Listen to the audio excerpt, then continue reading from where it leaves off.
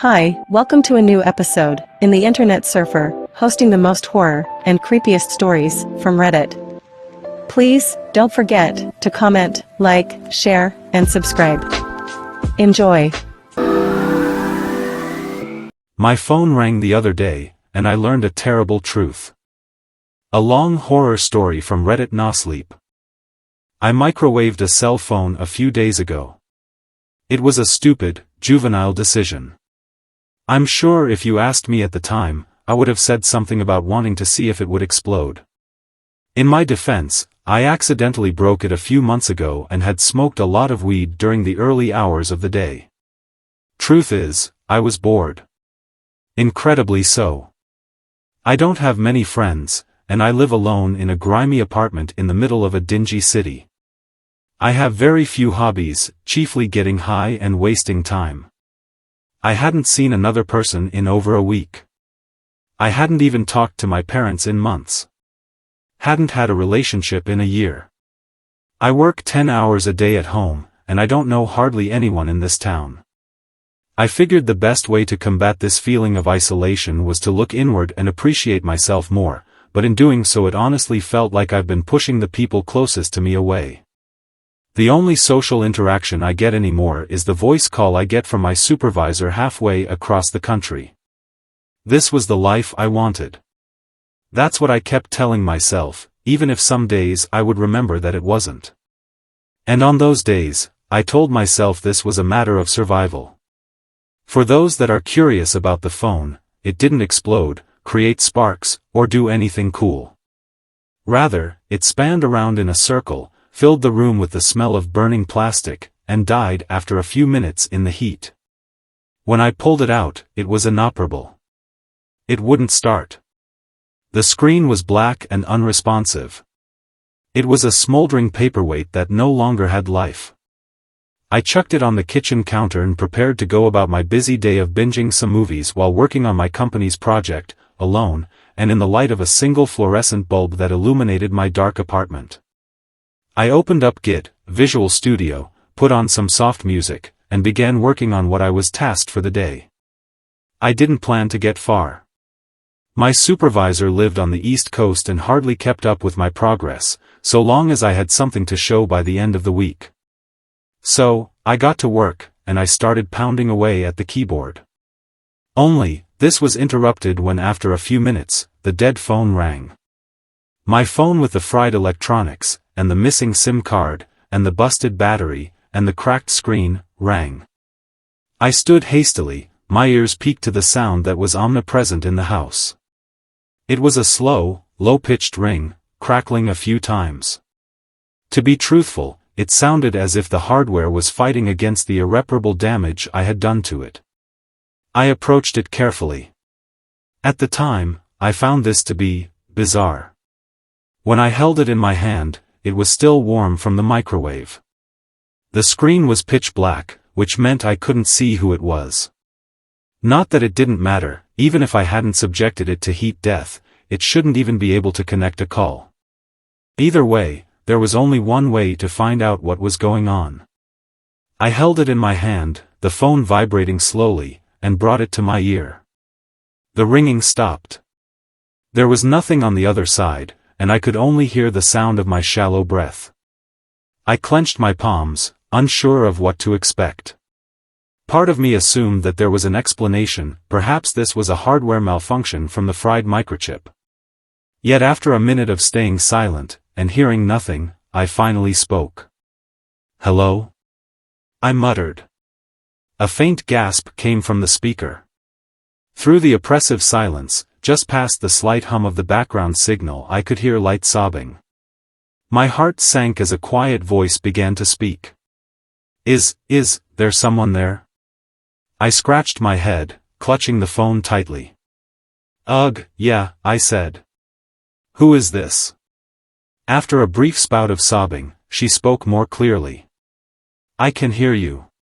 She sounded young, like late teens.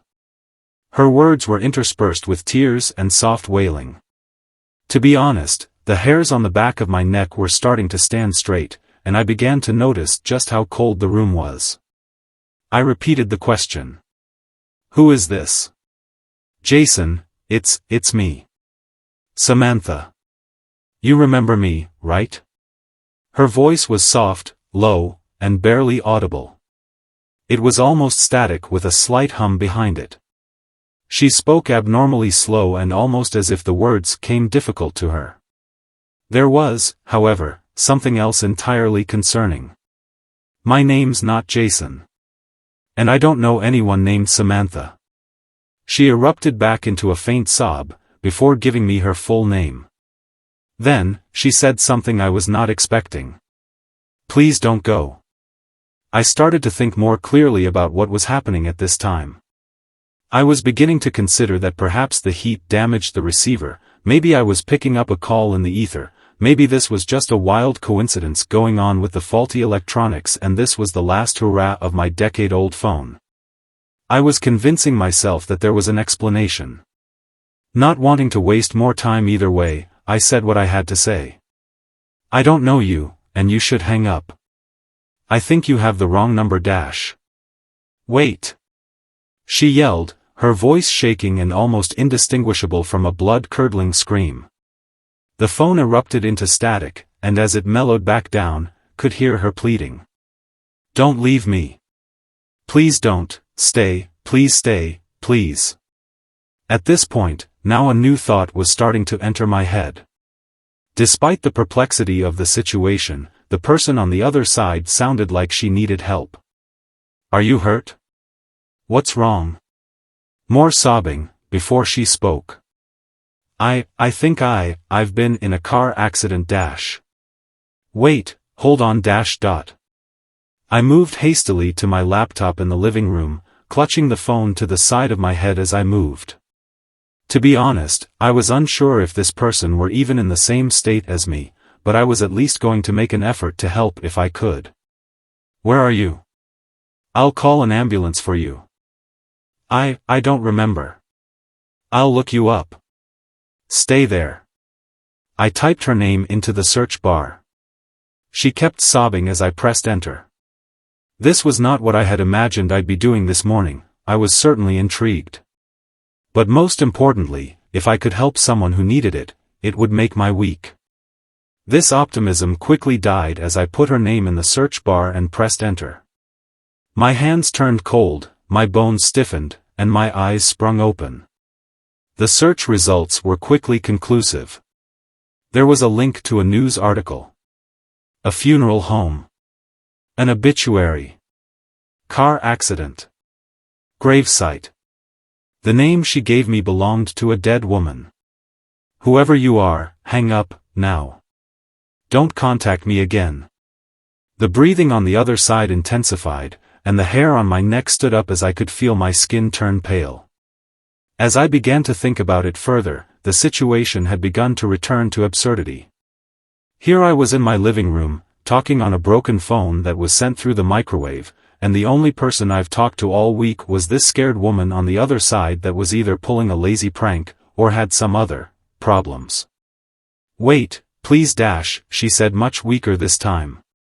I don't want you to go. I pulled the phone away from me, the screen still blank. I held down on the power button, nothing. The phone was not turning off. My heart was throbbing, and my fingers were quivering as I barely held the electronic in my hand. Wait, I'll come to you, I'll follow your voice. I shook my head. No, don't do that, I said, my words stammering out. I pulled the phone from my ear, dropping it onto the floor and stepping towards the furthest wall from it. My heart was pounding, but I was still convincing myself that what I had experienced was technical failure. It was technical failure, surely it was a technical failure. The voice on the other side died down and the room returned to silence. Then, the phone rang. I did not answer it, or step near it. Yet, after seconds of ringing, a voice could be heard yelling from the other side. Harapu. Dereke Masenka? Dereke Masenka. The man sounded Asian, maybe Chinese or Korean, and I held my mouth shut as the man's choking screams filled the room. After 10 seconds of silence, I blurted out a faint, "What the fuck?" Apparently, this was audible. The man's voice erupted as he began to yell, his words interrupted by deep breaths of air that seemed impeded by something, as if there was something around his neck. Onegaisha mesu. Ikiga dekanai, roppu ga kitsu sujuru. My knees began to feel weak, and I fell to the floor, the dark room around me beginning to feel oppressive. The phone sat in the faint fluorescent light, and I crawled slowly towards it with feeble arms. Do you, speak English? I got to my knees, clasping my hands around the phone, pressing tightly on the power button. The pleading from the other side did not stop. Kazoku ni, mashaweki mason. I don't understand you. I yelled. The man did not stop yelling, and I began to feel a panic take hold as I tried to force the phone off again. The phone would not shut off. Suddenly, the voice on the other side was replaced with another ringing, and I sat silently as now an elderly woman could be heard whispering something from the other side. Is there someone there? She spoke. I clasped my fingers around the device as I locked my front door, looking out my window at the early morning darkness outside. It was empty, as is usual for this hour, but I scanned the skyline for any lights that may be on, any person that may be watching me from a distance, anyone that could possibly be out there, alive. What is going on? I asked hurriedly. What do you want? I could feel my heart shatter as the answer destroyed my paranoid delusions of the situation. I want you to tell my grandkids I love them. My whole body became weak, and I brought my arms towards my chest as I began to feel a tightness in my throat. She spoke again, this time her words tear-soaked. And tell them I miss them. I sat silently as the words replayed in my mind. I was no longer unsure of the situation. Whoever it was that was reaching me, they thoroughly believed what was happening to them was real. And now, so was I. The woman spoke again, calmly and confidently. Are you an angel? She was sincere. There was a warmth in her voice. She didn't sound like she was trying to confuse or trick me. I sat still in the middle of my room, thinking of something to say. I held my hand over my mouth as I pushed myself towards the couch, slumping against it weakly. With a million thoughts running around in my head, I sat staring out the window at the dark blank sky outside. The stars glittered light years apart from one another, their brightness just visible but beyond reach from one another. Why can't you tell them yourself? Surprisingly, the woman gave a faint laugh. Well, I'm too far away now. The cancer won. She seemed content with her fate, and I could do extraordinarily little but listen as she recounted her last few months in the hospital, the last time she saw her family, and the moment she went somewhere else. I'm okay though, just a little lonely. John and Murph know I'm in a better place. But, the voice petered out, and for the first time, I didn't want to be alone. I wanted the voice on the other side to stay with me. But, what? I asked. Are you there? The woman sighed, her voice getting thinner and softer. Do you know when I go to heaven? I don't.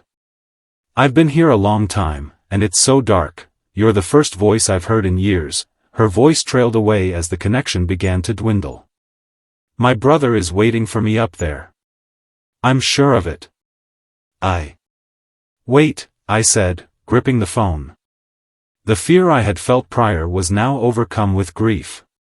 I wasn't entirely sure if what I was experiencing was real or not, but I was beginning to realize that the people on the other end completely and unequivocally believed what was happening to them was real. You never gave me your name. So, I can tell your family. Silence. Hello? Hello? More silence. I could feel a small tear form in my eye. I brushed it aside as time slowed to a crawl. My computer screen blacked out, and it fell asleep as I curled on the floor. I had my palm over the phone as I anticipated the next call. It never rang again. The phone was completely lifeless, and I was alone again. As the sun came up, and the city below returned to life, I sat still, peering out of my window like it was a television screen of some fake reality. I spent the rest of the day a ghost. I inhabited the walls of my apartment, and I never left. I made my living, lived in the faint light of a fluorescent cage, and continued with my business, doing my best to avoid the crippling anxiety that came with my earlier experience and the forsakenness that was clouding my mind. I didn't want to talk to anyone that day. How could I? I got no work done that day. And that night, after everything I had been through, I was visited. I was asleep on the couch when it happened. I could feel a presence. Her presence. I opened my eyes to view the dark apartment, the thin white light of the kitchen tickling the edge of a shape standing in the corner. I slowly adjusted to the lack of light before jolting in my bed. There was a woman in the corner of the room, sobbing, her knees wrecked, and her hair draped over her body. She was wearing a bloodied skirt, and it looked as if she was previously in a brutal attack, or... "Samantha," I whispered. I couldn't see her face, nor do I think I wanted to, but I could very easily hear her. As soon as I said her name, she tilted her head before turning towards me. I gave a slight whimper before covering my mouth, shrinking into the couch. "I thought I'd follow your voice," she said. Her sobs echoed throughout the small room, and the sounds of the world were drowned out by her despair. "But you're not here." She started walking towards the center of the room, and I began to shake violently as I could feel the room drop in temperature. My heart was erupting from its cage, and I placed my covers over my eyes as I pinched them tight. I expected her to attack me, maybe even kill me. I didn't know how I'd be able to fight back. I wasn't religious, so I didn't have that going for me. The most I could do is shrivel up and pray. She stopped walking. I peered with one eye over the cover. The figure was standing a mere foot away, but she wasn't looking at me. No, she wasn't looking at anything in particular. Her face was scanning the room, and she was wandering around, looking for something. Or someone. I kept my eye trained on her as she turned towards the door, her sobs filling the room. Then, without prompt, she spoke again. "I thought you'd be here," she said. "I'm scared." That's when I understood.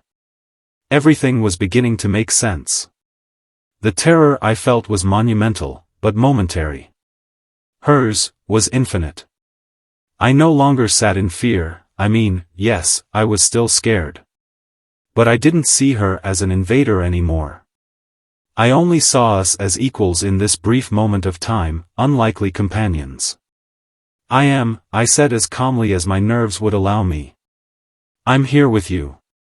Her chin moved up, and I could see her pale skin and dry, dark eyes as for only a split second, a look of comfort washed over her bleak face as she turned to me. Yet, her gaze had passed me, as if she were only following the voice. As I sat up straighter, she didn't change her look, only continuing to stare dead straight. She couldn't see me. "I don't want to be alone anymore," she said, tears draining down her face. "Please, stay." I hesitated, the chilly air between us no longer piercing. I said the only thing I felt the only thing I felt could help her in any way. I was not afraid of her. "I'll always be here," I said. The apparition gave a faint smile as the shadows around her swallowed her. "Thank you," it said, and in a moment I was alone in my apartment again. There was nobody but me, and the darkness, and the looming threat of the afterlife. As soon as she was gone, I bawled. I have no shame in admitting it. I cried for her, cried for myself, for the woman whose name will be lost in eternity. I was done living this life just to face an infinitum of separation. I couldn't help Samantha, but I wanted to. She depended on me, and I could not do more. Now, she is likely to never be heard from, or seen again, but she will live on, wondering if the world forgot about her. Maybe though, I could still help myself. However, it happened, for what technical reason may abound, or for what divine intervention allowed it, I had talked to the other side. And it sounded no different than the life I had planted for myself. The afterlife was sealed in permanence. My current life wasn't, yet. All this time, I wanted to hide in the shadows while the world ticked along. I wanted to try and find comfort in the nest of loneliness I had fabricated. Most importantly, I wanted to find peace in the only way I thought possible, a life of solitude. But I was not at peace. Not yet. I woke up with tear-stained eyes in the morning and immediately called my family. I told them I missed them, that I loved them. I promised I was moving back at the end of the month, that I would quit my soul-sucking job. I messaged my old friends from back home, promising them that I would get with them again. The knowledge I have now of the afterlife, it will always haunt me like a specter that lingers behind your shoulder. This infinite loneliness. It terrifies me, and I try my best not to think about it. I doubt I'll ever be the same again because of my encounter. I can only hope that I will one day be lucky enough to hear a faint voice in the endlessness that would bring even a minute of comfort to me. After I submit this, I will be microwaving my phone again. I hope that it works. I hope that when I set it on the counter, it'll ring once more and that a voice will be heard on the other side. I hope I can give someone another chance of being remembered, another spirit a chance to share its voice. A voice that needs to hear mine. Thanks for watching. Please comment, like, share and subscribe. The Internet Surfer on YouTube for more horror and scary stories.